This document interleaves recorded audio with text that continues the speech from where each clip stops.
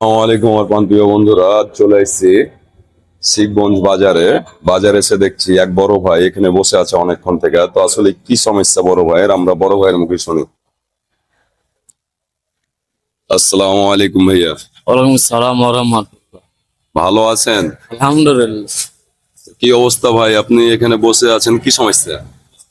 ঢাকা থেকে রাজমিস্ত্রি কাজ করে বাড়ি আসুন, ঈদের সময় ট্রেন অ্যাক্সিডেন্ট নিয়ে পাটা ছুটে পড়ে গেছিল, আর এই পাটা সব চামড়া টামড়া উঠে গেছিল, ও, তো ট্রেনে কেমনে অ্যাক্সিডেন্ট হলে, কিভাবে?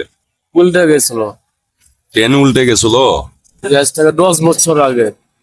ও, আজ থেকে 10 বছর আগে আপনি ঢাকা থেকে রাজমিস্ত্রির কাজ করে বাড়ি আসার পথে ট্রেন উল্টে গেছিল।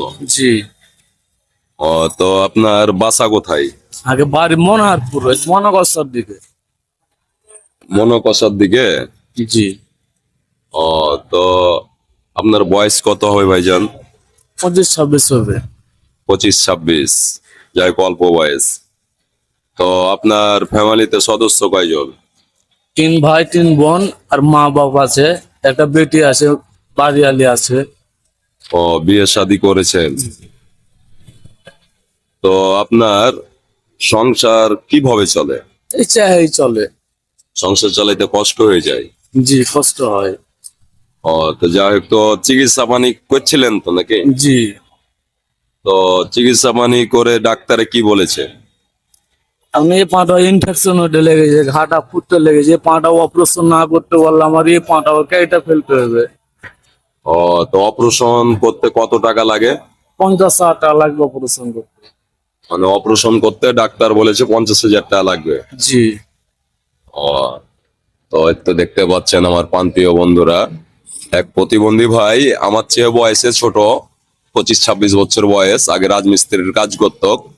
তো কাজ করতে করতে বাড়ি আসার পথে ট্রেন উল্টে যে অবস্থা আপনারা তো দেখতে পাচ্ছেন। তো ভাইয়ের এখন অপারেশন করতে 50,000 টাকা লাগবে।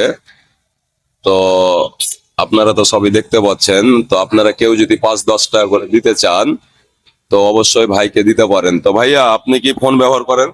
না, ফোন নাই আমার কাছে। আপনার ফোন নাই? ও, তো বুঝতে পারছেন বড় ভাইয়ের ফোন নাই। আপনারা কেউ যদি 10-5 টাকা করে দিতে পারেন তাহলে বিকাশ নাম্বার আমার আছে, আমার বিকাশ নাম্বারে দিলে আমি ভাইয়ের হাতে পৌঁছে দিব। বিকাশ নাম্বার হলো 01633066427। তো ভাইয়া, আপনাকে আমি যদি ছোট ভাই হিসাবে কিছু দিই তো নিবেন? লিও ইনশাল্লাহ। দেখা যাক ভাইয়াটাকে আসলে আমরা কি দিয়ে খুশি রাখতে পারি।